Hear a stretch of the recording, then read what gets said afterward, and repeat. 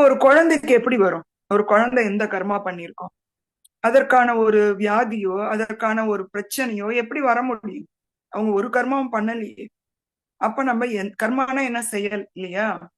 எந்த செயலுமே பண்ணாத ஒரு குழந்தைக்கு ஒரு பிரச்சனை வருதுன்னா அது கண்டிப்பா அது எங்கேயோ பண்ணி இருக்க வேண்டியதுக்கான பிரச்சனை தான், அந்த வேர் தான் அந்த செயலா இருக்கு அப்படிங்கறத நம்ம புரிஞ்சுக்கலாம்.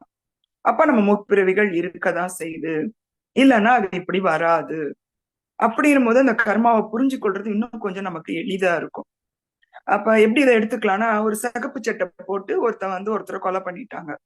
அப்புறம் நான் பச்சை சட்டை போட்டுக்கிட்டேன், கொலை பண்ணது சிவப்பு சட்டைக்காரன் தான் அப்படின்னு சொன்னா எந்த போலீஸாவது விடுவாங்களா?